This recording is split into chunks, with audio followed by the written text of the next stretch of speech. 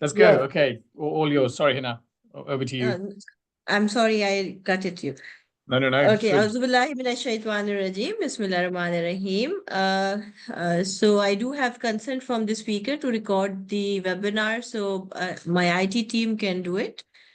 Okay, so I welcome you all in our OIC Comstech webinar series, and today we have yet another very excellent speaker who spoke earlier as well on this forum. To introduce our dear speaker, I request my dearest teacher, my mentor, my father, Professor Dr. Mohammad Iqbal Chaudhary, to introduce us with today's speaker. Sir. Thank you very much, Bismillah ar-Rahman ar-Rahim. Hina, thank you for starting this very important webinar. I was actually looking forward to have this since long. But the speaker is extremely busy. You know, he's someone who is required and needed everywhere. My dear brother, Mr. Hassan Masood, a man of towering achievements, mashallah, and he has been very closely associated with Comstech. In fact, I sometimes think that he knows Comstech better than me. So he's no stranger for Comstech. He's the one who is actually working with many institutions, both in OIC system and beyond. And his contributions in highlighting the achievements of OIC world in science and technology and the key issues and challenges which developing world faces is they are phenomenal. Been one of the most read authors. Mr. Hassan Masood is associated with the most prestigious journal, Nature, and he is writer of a lot of very highly cited articles. He's a science journalist by profession, author of GDP, the world's most powerful formula and why it must now change. He's a senior editor at Journal Nature, where he has responsibility for the journal's editorial and coverage of science news from countries in Africa and the Middle East. And these are the countries which are part of OIC system. And we work closely with Comstech. So it is the most relevant organization to benefit from Brother Hassan. Hassan was Knight Science Journalism Fellow at the MIT, USA, and previously taught International Science and Innovation Policy at the Imperial College London during 2007 to 2017 for good 11 years. His other books include Science and Islam, A History. So he has this profound understanding of the key issues, challenges, both in the context of contemporary challenges as well as in historical context, not only in the context of political issues and economic impediment, but also the cultural impediments which hinder the development of science and technology in a meaningful way in OIC world. And as a very provocative, very important topic, how change is something which we are eagerly looking forward to hear. So I would now request Mr. Hassan Masood to kindly deliver his lecture.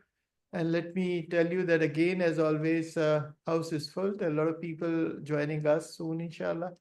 And we are expecting about 70 to 80 people.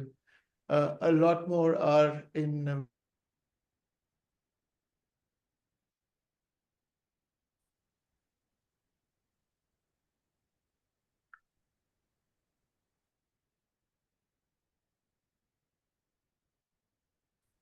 Hina, can you hear Professor Iqbal? I think he's muted. No, I think we lost the voice from Comstech.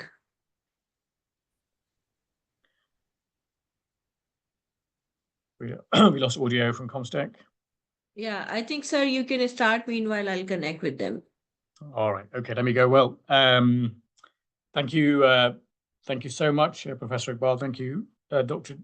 Javed. Thank you, Dr. Hina, for the very kind invitation to speak to you at Comstech.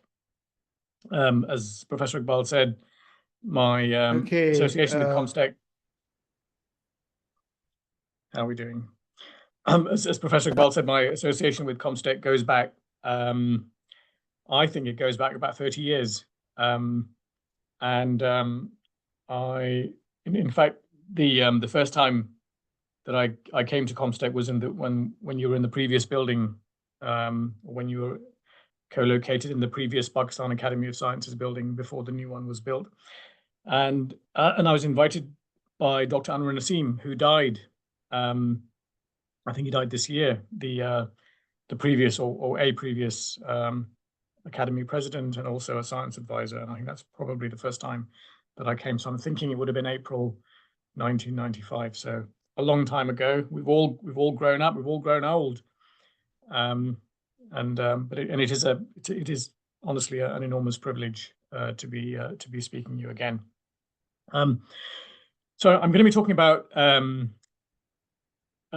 slightly more specific topic, talking about GDP, and this is in relation to a book that Iqbal mentioned that I published some years ago now, in fact. And I'm just going to run through some slides, and then hopefully we'll have a good discussion at the end of it.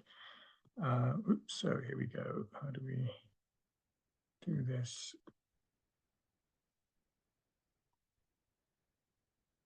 There we go. So this presentation is in a number of parts. I'm going to say a little bit about me. I'm going to say why am I? As Iqbal said, I'm a science journalist, a science policy journalist, and a lot of my interests are in the low and middle income countries and OIC countries. So what makes this something that sparked my interest? Let me talk a little bit about GDP strengths and weaknesses, particularly from the perspective of LMICs, its impact on sustainability, and also change. And then there'll be a little series of further reading at the end for those of you who might want to take this forward.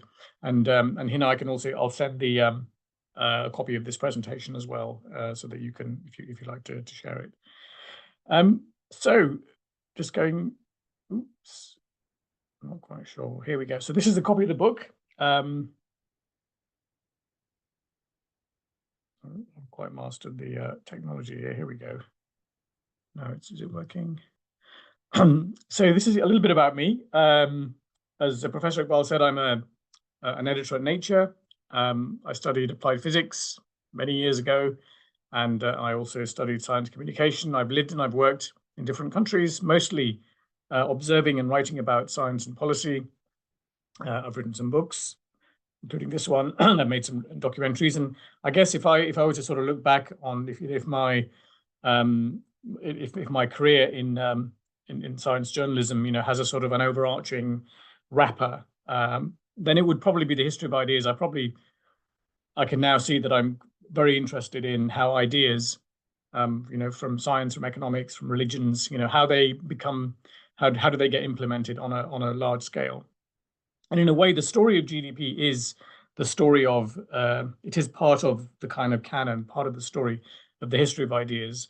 And in that, Pakistan has a big role, particularly early Pakistan from the time of the partition of India and its independence from the UK, as we'll see. So this is a copy of the book. We'll come to that in a minute. I wondered whether if there's anyone here on the call who would like to say anything about GDP. You can pop it in the chat. You can just say it yourself. Has anyone got any thoughts? What do they think about GDP? Please feel free to say something. Otherwise, I can. Does anyone want to? Well, I'll continue. So what I really mean is it's the world's main measure for the size and the productivity of an economy.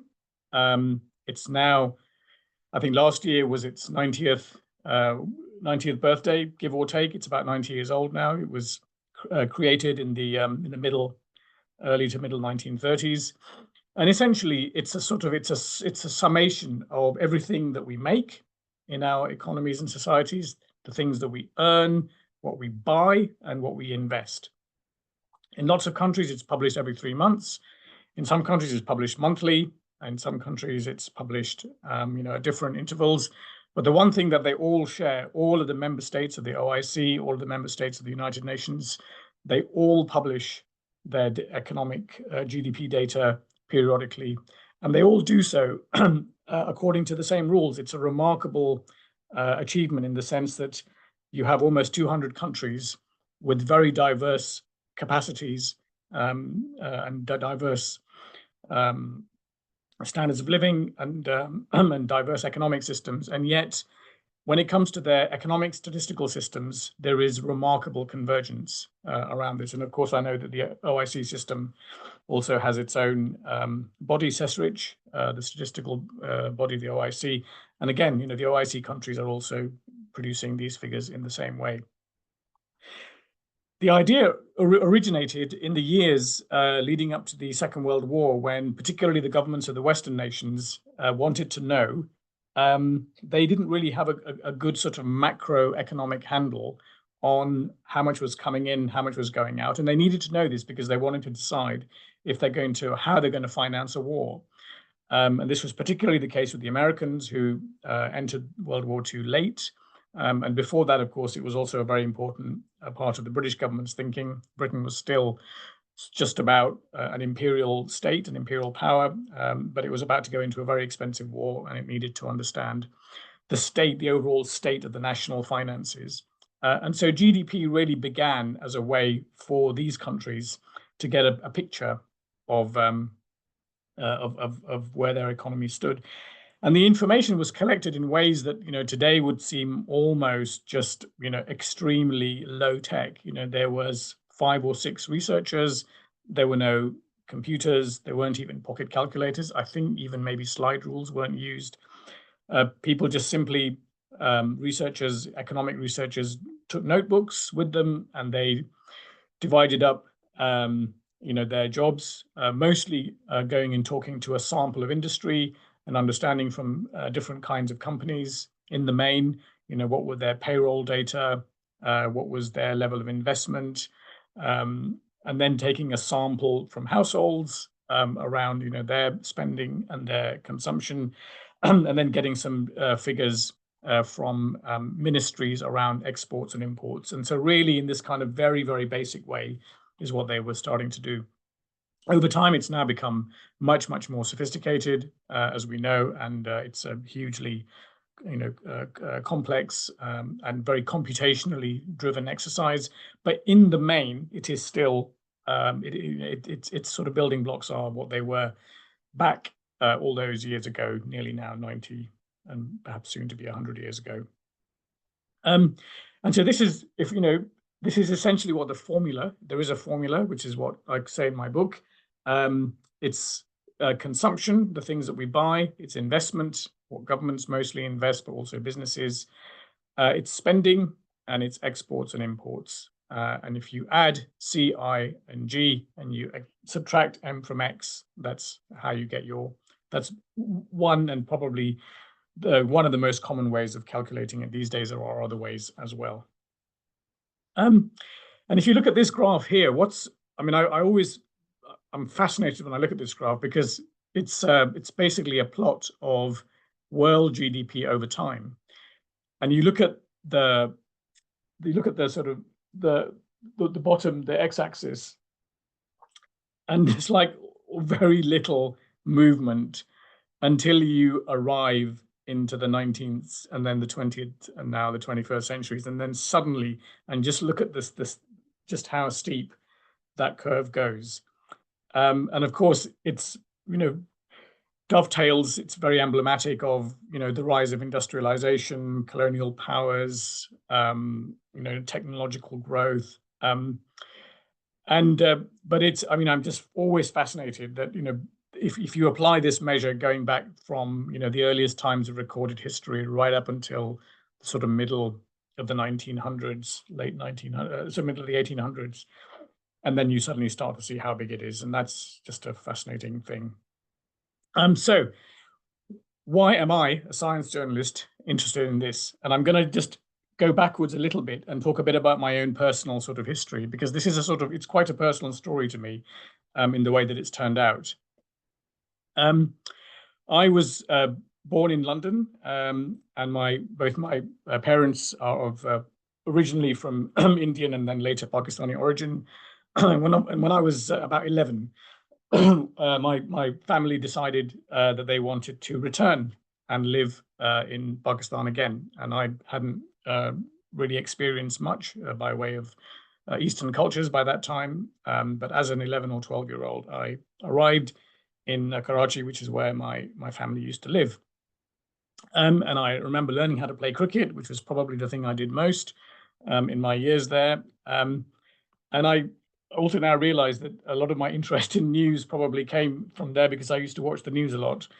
But I also did economics, which was unusual because in England and in lots of European countries, economics isn't taught until much later. But I did economics in classes 10 and 11.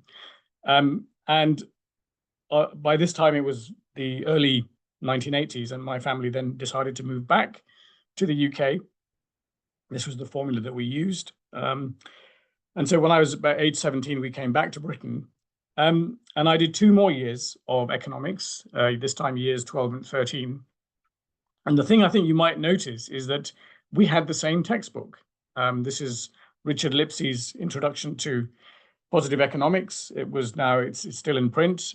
So this was the textbook in my Pakistan school, and it was also the textbook in my my English school when I came back.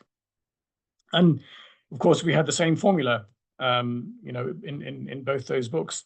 And so there was a question that I just couldn't get out of my head, and to be honest, I still can't get out of my head, which is that, how is this one formula? How does it apply to the image in in number 1, which is I think it's possibly the Orangi township in on the edges of, or what was then the edges of Karachi, with the image on the right, which was where I was living in England. It just didn't sort of seem to make sense in my head that you could apply the same measure to these 2 quite vastly divergent environments. And of course, I now realize that there were, some extremely very eminent people who had already, for some years, in fact, been thinking the same thing. And this is one of them. I think many of you will know who he is. This is Dr. Mahbub Haq, who was the Minister of Finance in the 1980s, in fact, when I was there. And one of his quotes in one of his books is that he says, the most unforgivable sin of development planning is to be mesmerized by high growth rates, the things that we're all chasing, high economic growth rates. Mahbub Haq wrote that this is not something that he's particularly inspired by. And he wrote this in this book, which is called The Poverty Curtain. And he wrote it after quite a long period of reflection, after he had been, held various jobs. This was before he became the Minister of Finance again. In the 1950s, when he had just returned from Pakistan, having done his PhD, an economics PhD at Yale, he was working for the then Planning Commission. And the Planning Commission in the early years after partition in 1947 was headed by a man who would later become the head of the State Bank, Zahid Hussain. And they had a little team around them, and Mahbub Haq was one of them. I think he was the chief economic advisor, or he became the chief economic advisor to the Planning Commission. And with them was this man here in this image. His name is Gustav Papanek. And he was part of a small team of American economists because the Planning Commission, and I guess the government, had managed to obtain some funding from the Ford Foundation to help with their sort of the very first, if you like, 5-year plan, which Zahid Hussain was overseeing. And he had this team of economic advisors around him, including Mahbub Haq, newly returned from Yale, and Papanek, who's from Harvard. And there were a few others. And they had their offices in a place called Drigg Road, I think it's called. This is in the days when Karachi was the capital.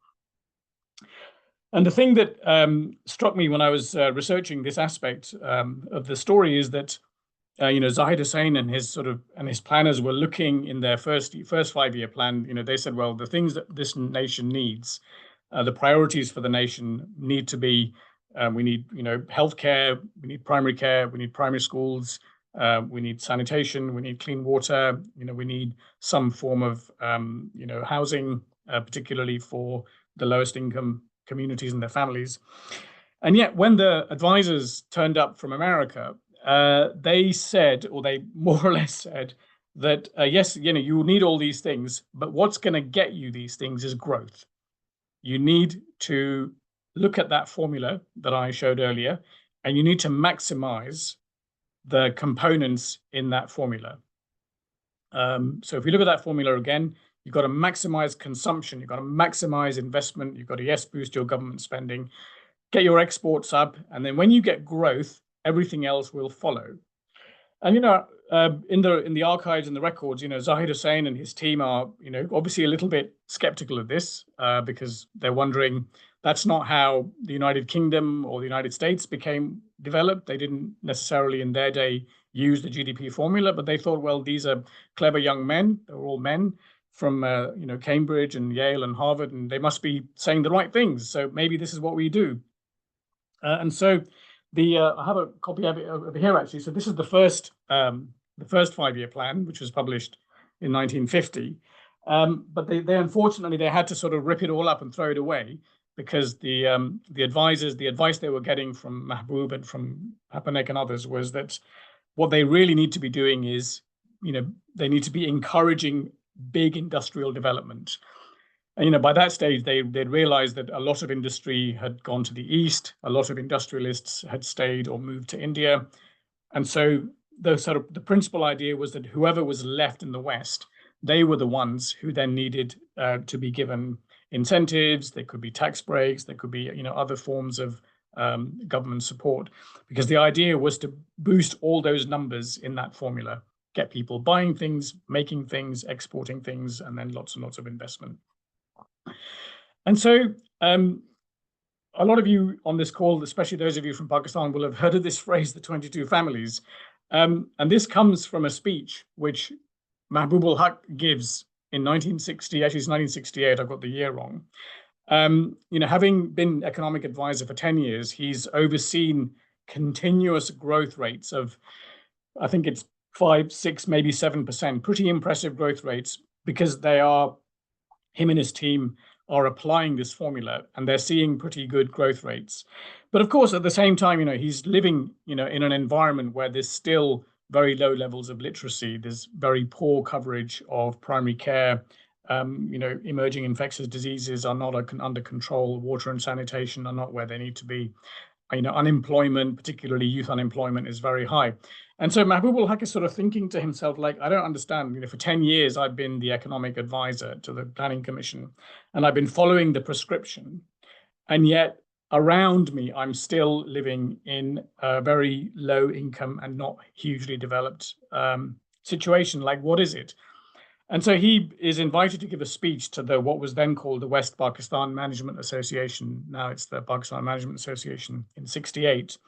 And he sort of just lets it all out. And it's an absolutely fascinating speech. And this is the speech where he says that, because of the policies that we created, it now looks like 20 or 22 families own, a very large stake in, the stock exchange at the time, 66% of industrial assets, 80% of the banking system.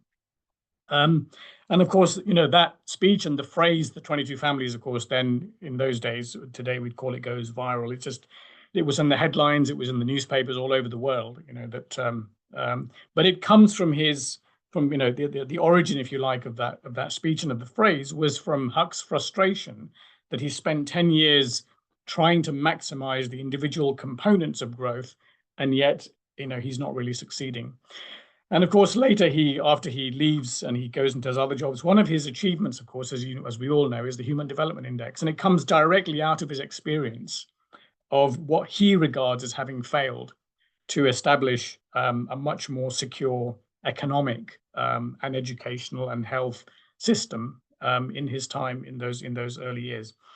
And so really the point of sort of that slightly more long-winded story is to say that even to this day, there are countries all over the world and their ministries of commerce and economics and finance and their treasuries and their trade, and everyone's looking obsessively at this formula. And they're not looking around them because they're now just simply looking at how do you maximize that number? That number always has to go up. If it's 2%, it's got to be 3%. If it's 5%, it's got to be 6%. Everyone sets their targets. And so there's a lot of gaming. It's basically a big sort of exercise in gaming that's going on. Unlike Mahbub al-Haq, we don't have a lot of people who reflect. Haq was a rare sort of economist in the sense that he was very reflective. He'd sort of do things and stop and then consider, how do you learn from what you're doing. And we don't have a lot of people in those sorts of jobs anymore. So, but anyway, so let's go back to the formula again. And my second sort of main point really is that it's also not particularly accurate because, of course, I think we now know this is a 90-year-old method. And there's a lot more that goes on in the world than simply consuming and investing and exporting and importing. And one of the things that I just want to draw your attention to is this study that we published in Nature. It's a while ago now, by Robert Costanza, who's an ecological economist, which is a branch of economics, a relatively young branch, where they're basically scientists, natural scientists. They could be physicists or chemists or biologists, but who are very interested in the relationship between their discipline and money, or their discipline and financial flows. That's probably one way of putting it. And so what Costanza and his or co-authors did in 1997, 98 was that they thought, what if we, the Earth provides a lot of services to, to humanity, and what if we quantified them? What would it look like? And they could be, what's the value of water that we get? What's the value of soils? What's the value of pollination? The things that we all take for granted and we don't value. And it's partly because we're losing them. We know that there's a biodiversity crisis. A lot of those on this call, you will know that the extinction of plant and animal species is at the highest rate that it's been probably since the last mass extinction. It's not to say there's going to be another mass extinction tomorrow, but the trend is pretty clear. And so Costanza comes up with a number, and according to their estimate, if you value, all of the services, the natural capital and the ecosystem services that Earth systems provide for us humans, then it comes to about 33 trillion, and this is at 1997 figures. And world GDP back then was 18 trillion. And so the corollary was that there's a lot that we're losing and we're not valuing. And then, of course, on top of that, a lot of industrial development is harming, a lot of those ecological services. And so, in a way, by not, it's not to say necessarily that we need to be putting a monetary value on it, but the idea I think that Costanza and his team wanted to show to the world is that by going for a very growth-oriented economic policy, we're degrading the very systems that we, as human beings, depend on the planet. And so, one of the questions that I've thought about, in this book is that, well, can GDP change? Do we need it? Can we just stop measuring it? And there are lots and lots of researchers who are looking into this, lots in the OIC countries, I know as well. And of course, the technology that, we all have on our phones now, of course, means that you don't need necessarily to use a 90-year-old indicator that was created by 5 people taking notebooks and interviewing marketing managers in businesses. Now we've got the Human Development Index. There's another one called the Genuine Progress Indicator, which Costanza created. There are now the SDGs. I mean, that's a phenomenal achievement to have all of the international community aligned on one set of goals and targets.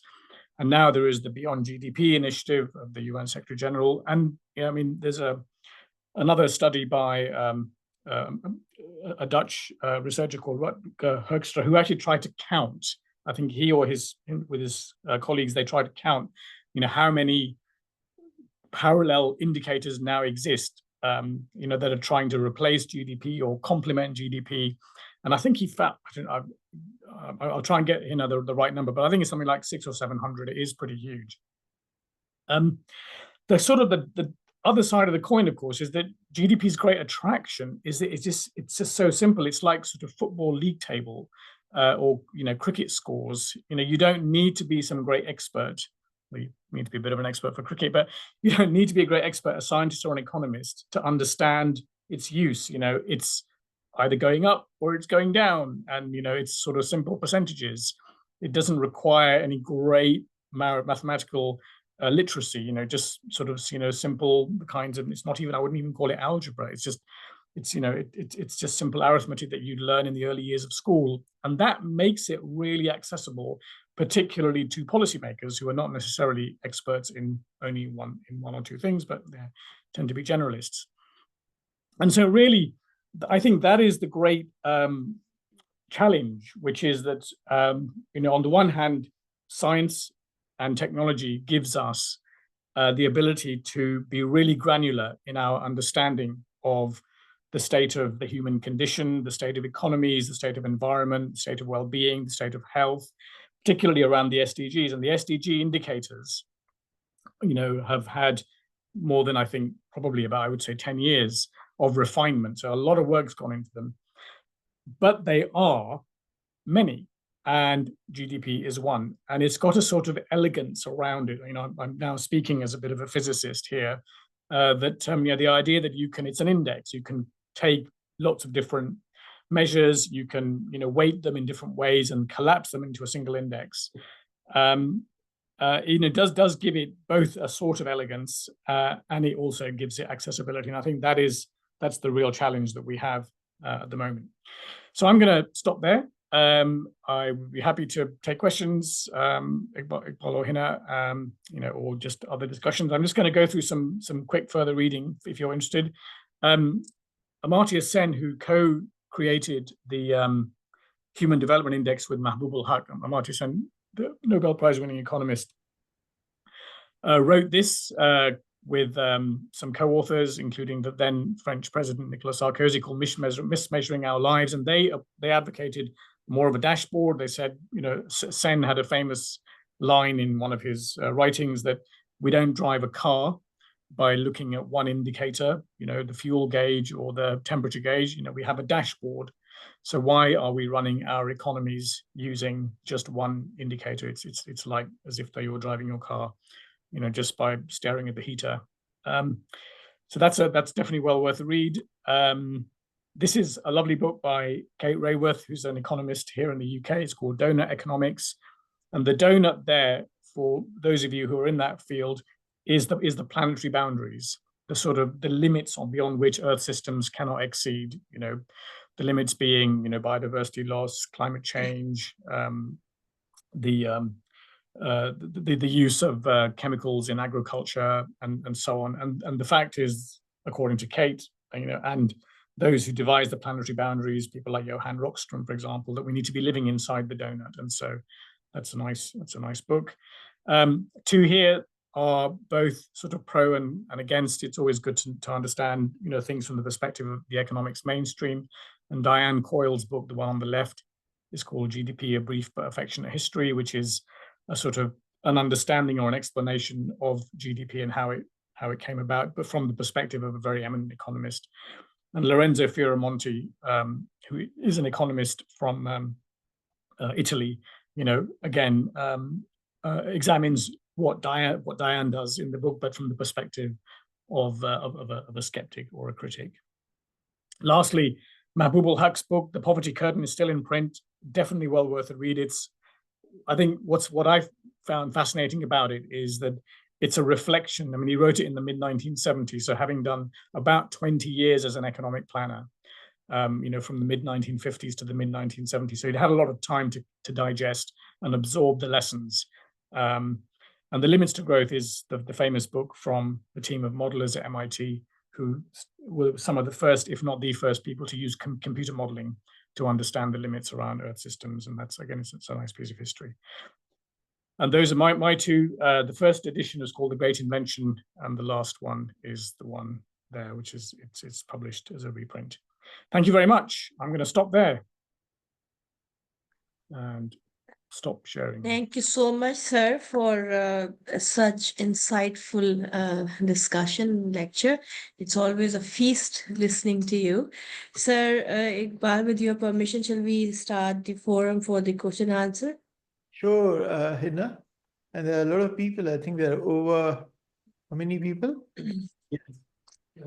So Actually, please we go we ahead. do have more registered participants, but there are some people sitting in the group as well. So online, probably we see lesser number. So as I see in the chat box, there are lots of greetings for our distinguished speakers. Okay, there is one question from Mohammed Sajid. He's asking, to what extent does the current reliance on GP perpetuate to growth at all cost mentality that ignores the value of non-market activities such as caregiving, volunteer work that contribute to societal well-being? It's great. It's a great question, Sajid. Thank you very much for asking it. It's and it's the bit that I didn't mention in my talk, which is that in addition to environmental services, natural capital ecosystem services, GDP does not, in its current form, value volunteer work or caregiving. And this was one of the great criticisms of the report from Amartya Sen called Mismeasuring Our Lives. And so that they go into that in some detail. And of course, the corollary of that is that it discriminates against women mostly, because in many societies, if not most societies, it's the women in the household, women in the families who are often, they either take or are given the responsibility of caregiving or other forms of voluntary work. And so, not measuring that is definitely is a drawback. There is work. I mean, the bit that I didn't say is that economic statisticians and researchers in economic statistics around the world are really alive to these issues. They've known this for a while. In fact, there's a famous line or a quote from a British economist who said once that if I can't remember, but I'll come back to it later. But but this is it's absolutely the point that because these things are not valued, or they're not valued in very growth-oriented societies, it is a bit of a problem. And I think if we did put a value on them, then the overall number for GDP would be looking different. Right. So we do have another question from Ikra Baba. Hello, sir. We know that you're a great researcher. I'm Ikra Babar, a young researcher from Pakistan. Okay. Question is, I want your guidance or your point of view about this journey I had started as your master's research, please, sir. Okay. I don't know whether it's a question. Well, I was going to say, Ikra, the people on this call can answer your question. Hina, I bet you could answer that question. How what's your advice to a young researcher who's starting out in the field? Do you want to say? I think okay, there is only one listening, which I'm not listening, the guidance which I what received advice from would you give to your younger self? Yeah, it's like do hard work and remain positive. This is what I learned from my teacher, who is sitting in the comstech right now. To remain positive, appreciate diversity all around you, and keep focus is the key to the success, right, sir? Absolutely. Thank you. Okay, sir. For Sir Asad, there are a couple of questions. Maybe you can read. These are I'll take them. from So we got Al Qasim from Ibrahim Al Nigeria. Qasim. Yeah. Yep. How does GDP account for the informal economy, and how do fluctuations impact on global trade agreements? So, answer to question one is similar to the question we had at the top from Sajid. Is that the informal economy is not is not well documented, and in partly because I think that the challenge for economic statisticians is that GDP sort of strength is that it has very, very comparable rules around how data are collected and how they're organized. And of course, the informal economy is very different in every country. So on the one hand, the ministries of finance and the ministries of commerce and the statisticians, they want to be able to account for this. They realize it is important. And so it is part of the kind of overall system, what's called the system of national accounts, which is the rules of the GDP. But there's huge variation in its measurement, and this is sort of one area where there's a lot of research that goes in to one country will have a certain type of informal economy, other country will have different kinds of economies, and so it's difficult. There's absolutely the case. Fluctuations in GDP, how do they impact trade agreements? I don't know the answer to that question. Actually, I'll probably have to let me have a think, and maybe I'll come back to you on that. Let's have a look. What else have we got? Why is GDP still the primary economic measure? That's a brilliant question, and I've sort of slightly speculated. I think it's a primary measure because we live in a world where information once well, firstly, it's because it is simple, and I think that allows policymakers, decision makers, the people we elect, the people we appoint to lead us, it's something they can understand. I think equally, maybe if not more, it is so embedded in the kind of economic system. So the entirety of the mass media and the business and financial pages in newspapers, in the television networks now, of course, in lots of other online and social methods, it's religiously watched and commented on by that group. Then when you come to people who work in financial markets, it's a very, very key indicator for them. And then the third group for whom it's very important are policymakers and politicians. Politicians particularly because let's face it, if you are the prime minister, or the head of government in your country, and you've presided over, every quarter, every month, these figures are coming out. And imagine if you're in a country where you've got negative growth, 3 successive quarters of negative growth is called a recession. Nobody is going to vote for you. You're going to look quite incompetent, and you're going to look as if you're not really confident in managing the national economy. And that's not something that any leader can survive with. And so it's almost an article of faith in the policy space that number has always got to go up. And so as we're experiencing in the UK, for example, in fact, across the European countries and in Japan, we've had a pretty long period of either flat growth, no growth, or recession. And so what the policymakers are doing is that they are trying to pull out, they're basically doing what Mahbub al-Haq was advised all those back then in the 1950s. They're trying to find ways of creating large businesses. They're trying to give government incentives for airport expansion, new railways, house building, the kinds of things that can quickly make those numbers go higher. Right now we're in the sort of, in the 1% region, and they want that to go higher. And so you can already tell that there's a lot of, I just call it, it's just, frankly, it's gaming the system in order for that number to look better. Because at the end of the day, it's not on its own, that number going higher is not going to make unemployment necessarily better. Yes, there are some correlations, but it's hard to know whether there's causation. It's not necessarily going to make the health system function better. If we have a crisis in, an international crisis in different aspects of healthcare, then by itself, GDP isn't going to fix those. That needs a more precise solution, which is what ultimately, the people in government understand. But as I think as your question indicates, is that there is just this sort of obsession, this fixation with it. And because I think it's so attached, so tied to people's political fortunes, partly. Asma. Okay, so I think the chat box is being flooded with more questions. Okay. Yeah, Asma says, is GDP next. consumption investment, is it possible to include other factors? Well, so the Pakistan economy, like the Indian economy and the British economy and the American economy and the economy of, Gambia, South Africa, you name it, they all agree to the same rules. And these rules are set by the United Nations. And they're set in a process a little bit like the COP process of climate change that you might be following.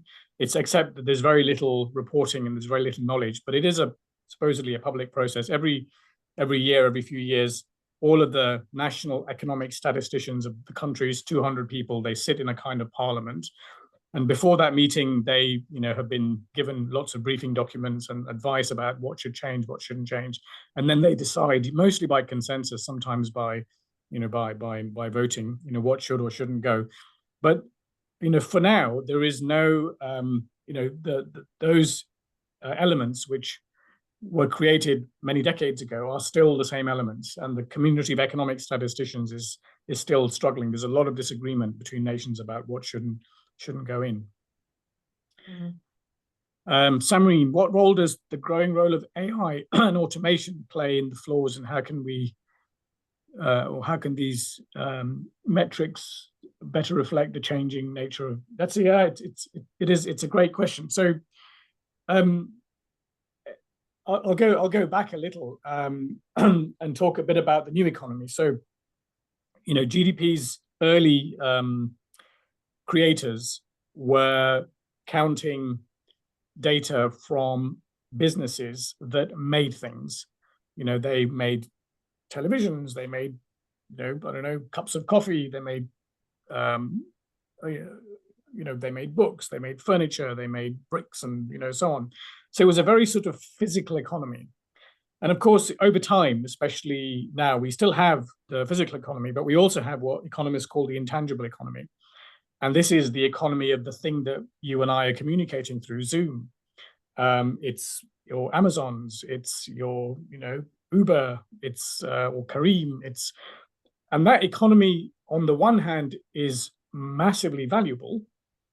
And if you look at their stock market listings, these are billion, soon to be $1 trillion companies. But yet, when you compare them to comparable sized companies, which, from the previous, if you like, era, or the previous age, they don't employ anything like the same numbers of people.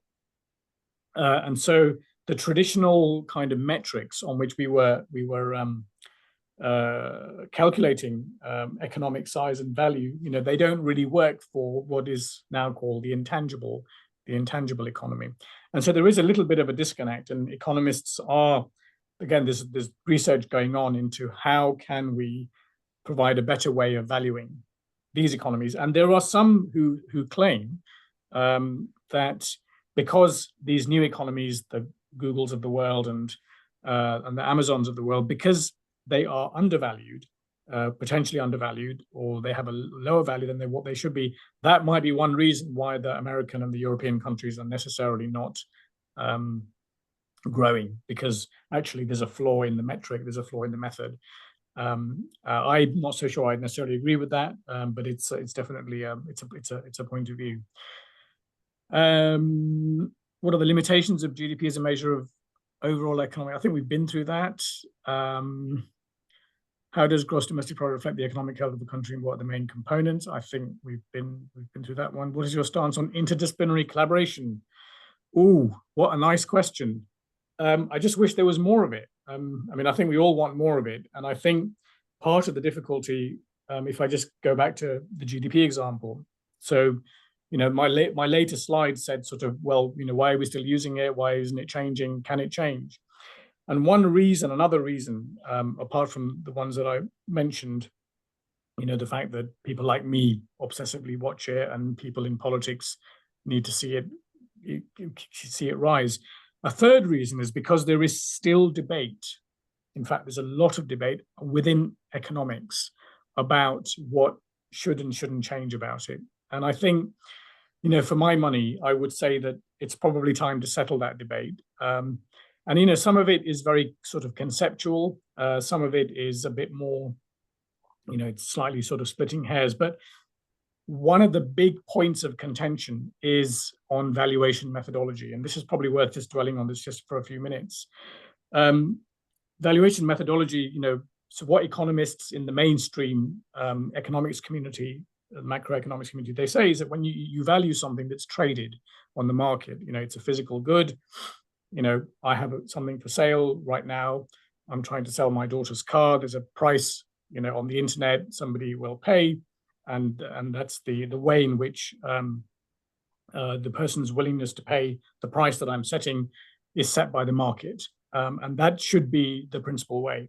And they then argue that when you're then trying to value other things, which are not necessarily traded goods or tradable goods, like caregiving or housework, or pollination done by bees, or the filtration, from forests, water purification.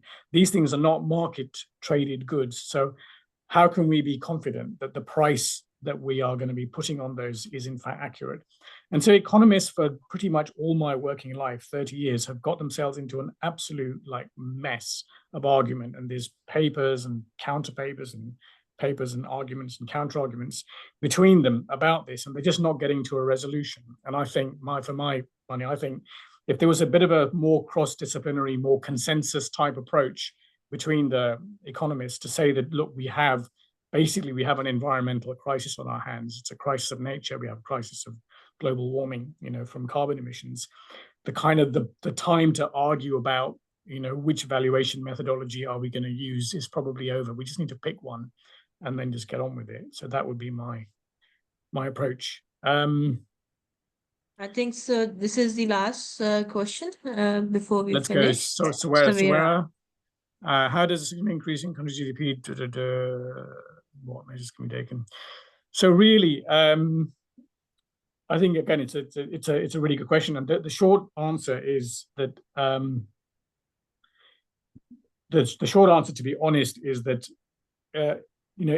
outside of environmental impact assessments, there probably isn't an assessment on GDP.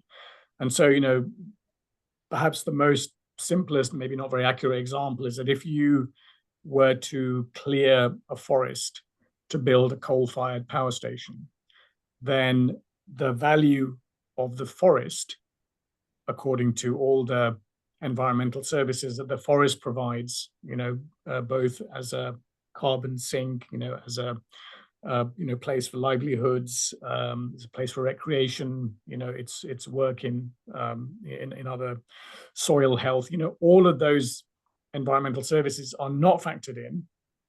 But the minute you stick a coal-fired power station, the value of the energy, the jobs that are going to be created are all going to they're all going to look positive in the GDP accounts. And then the impact on global warming over time, of course, will have a detrimental effect. So there will be some net loss, but the impact on people's health, the pollution, that probably won't be looked on as a negative. That might even be seen as a positive, because if suddenly we have to employ loads more doctors, to deal with respiratory diseases, or other effects of pollution, then that might be seen as a positive. So there's lots of sort of incentive problems in the way in which current valuation methodology works. The questions are still coming. Hina, do you want to keep going, or should we call it a day? I think I'll have quick remarks from Sir, Professor Dr. Mohammad Iqbal Chaudhry, Coordinator General Comstech, because we are closer to the closing time. Yeah. Thank you very much, Brother Sand. You see how popular you are and how engaged you keep people. And I'm sure that if you constantly entertain the questions, you would perhaps be spending the whole day with us. I know, yes. I hope that we can do that, in some interactive sessions with lots of young people in Islamabad or somewhere else. Let's do it. Yep. So my comment is, as always, extremely fascinating, very engaging, something which really give you a lot of material for thought. You keep thinking about it. And what I gather is that GDP is a reductionist approach, a very simplistic approach towards a very complex system. And it's just to create numbers, as we have, in scientific bibliometry, H-index or citations. Absolutely. That's such a great example. Yeah, you're absolutely right. I know. Yeah. I'm not allowed to say anything about the H-index. so I work for a journal. Absolutely. So, but you see, I was actually also thinking that GDP has become almost dogmatic, nobody wants to change it. But it always happens. In science also, there's always a theory which people take it as a dogma. And then you start discovering in that it's not inclusive, it's not perfect, there are a lot of exceptions. And then they gather together at a point of time when that theory is shelved, is discarded. I think GDP will go through this Wow. and Well, there's your prediction, everybody. You know, the Coordinator General of Comstech has. Let's record this prediction. and I'm sure your book will play an extremely important role. Let me tell you this. Thank you very much, Brother San. And just absolutely fascinating as always. Thank you. Thank you. Thank you very much. No, thanks for the invitation. Thank you. Thank you so David. much. With this, I would like to thank our very eminent speaker, Mr. San Masood Sahab. Thank you so much, sir, for taking time out of your busy schedule, and looking forward to see you in person also in Islamabad. Thank you so much, my dear teacher, Sir Iqbal, and all the team members at the Comstech, and thank you all the participants. The recording of this webinar will be available on YouTube channel of Comstech, and those who still have a question, you can still send to our team at the Comstech, and we'll shall forward to Ehsan Saab for his comment. Thank you so much, everyone. You Lovely. all No, thank have you. a Thank you good for the day. invitation. Yeah, you all have a great Bye. day. Thank you. Thank you. Bye-bye. Bye. Yes, Allah.